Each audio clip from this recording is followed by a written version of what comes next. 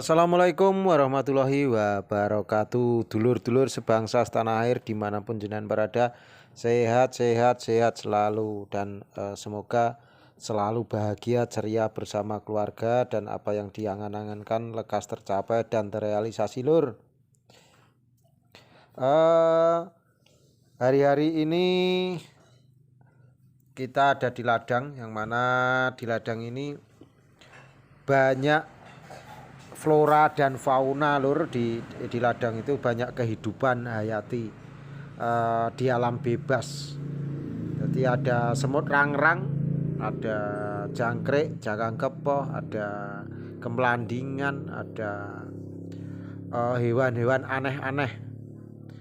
Jadi banyak kita ketemukan binatang-binatang hayati yang ada di situ, termasuk di dalam tanah itu ada cacing, ada juga semacam rayap, ada juga binatang-binatang aneh, yang mana kalau tanah tersebut tanah rimba atau tanah subur, karena kebetulan lahan kami ada di lahan tanah hutan, jadi banyak sekali kehidupan lur.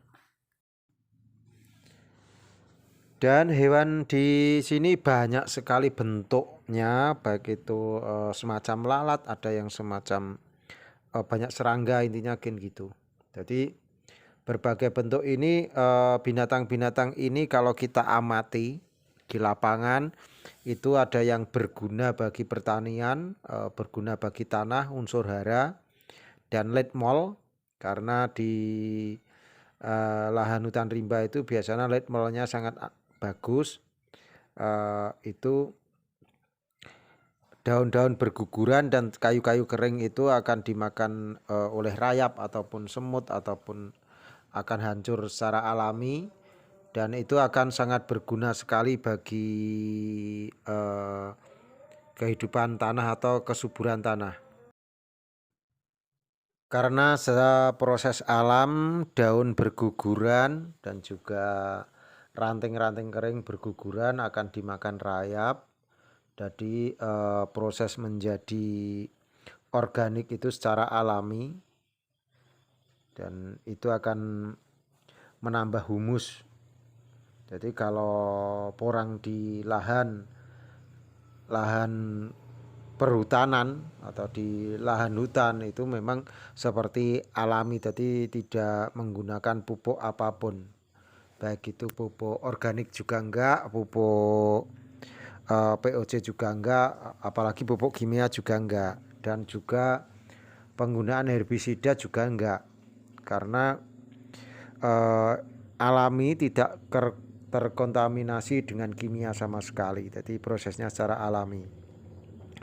Untuk pertumbuhannya juga umurnya lebih lama, karena porangnya umurnya lebih lama dikarenakan banyak naungan atau banyak tegaan di atasnya, banyak pohon besar yang bervariasi. Jadi kalau hutan lindung atau hutan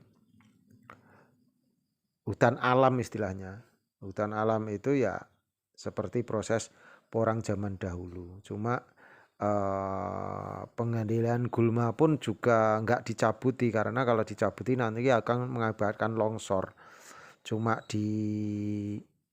babati begitu aja, jadi dibabati. Jadi makanya kehidupan flora dan fauna itu masih lestari. Dan kami coba ukur pH tanahnya 7 lur. Jadi untuk nutrisi sangat cukup, baik itu unsur N, P dan K-nya juga seimbang. Cuma untuk sinar mataharinya memang kurang, makanya umurnya lebih panjang. Jadi yang lain di tanah lapang itu sudah dorman, misalnya tanam di sawah sudah dorman, kalau di hutan itu belum dorman, biasanya selisih 1 bulan sampai 1,5 bulan umurnya lebih panjang.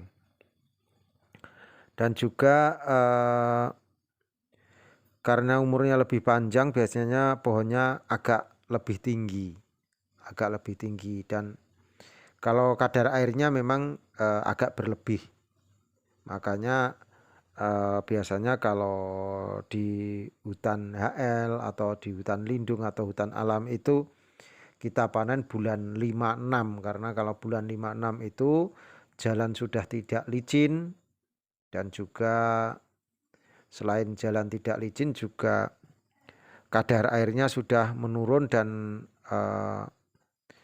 akarnya juga sudah mulai nggak ada atau sudah susut gitu.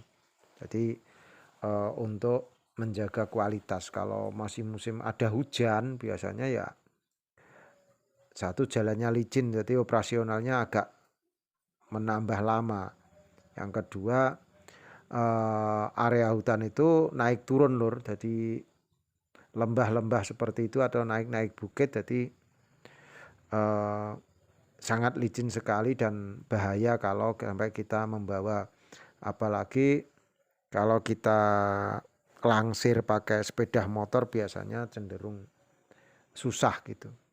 Makanya menunggu musim jelang kemarau atau bulan 5-6 lah, paling enggak bulan 6. Kalau bulan 6 itu sudah jarang hujan untuk area Jawa. Jadi untuk dulur-dulur sekalian, kadangkala binatang-binatang ataupun serangga-serangga itu memang ada yang bermanfaat bagi tanaman kita, ada juga memang yang merugikan. Tetapi kalau secara alami enggak terlalu bermasalah. Bahkan kalau di hutan HL atau di alam liar itu jamur fusarium atau busuk pangkal batang itu cenderung nggak ada loh. Jadi cenderung nggak ada, hampir jarang kita temukan.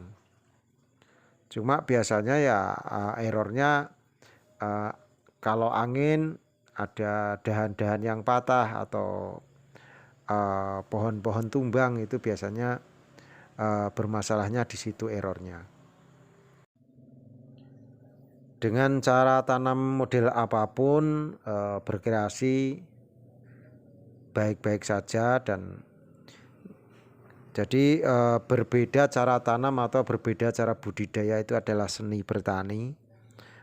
Semua pasti ada keunggulan masing-masing dan ada kekurangan masing-masing. Tetapi kalau kita sudah budidaya paling enggak ya 3-5 musim seperti itu, pasti kita sudah paham akan siklus porang. Jadi misalnya bulan 10 mulai bagaimana, bulan 1 mulai bagaimana, bulan 3 bagaimana, bulan 4, bulan 6 itu bagaimana, pasti akan hafal dengan sendirinya, karena siklusnya setiap tahun memang seperti itu. Dan untuk perawatan juga enggak terlalu memakan biaya terlalu berlebih lur kalau rawat porang. Bahkan untuk porang sendiri bahkan kalau harganya cenderung mepet, itu biasanya kita bisa menekan biaya perawatan atau menekan biaya-biaya perawatan maupun pemupukan, karena kita tanam di hutan tidak kita pupuk, otomatis ya cuma perawatan pengendalian gulma gitu. Itu pun cuma disabit, enggak diwatun lah, ya agar nanti tetap tidak terlalu mengganggu perkembangan si porang itu sendiri. Tetap semangat lur, dan jaga diri masing-masing. Semoga tahun ini harganya bagus, dan juga corona sudah dijemput Omikron. Semoga Indonesia sehat-sehat dan Indonesia baik-baik saja. Petani itu bebas, petani itu cerdas. Wassalamualaikum warahmatullahi wabarakatuh. Suwun.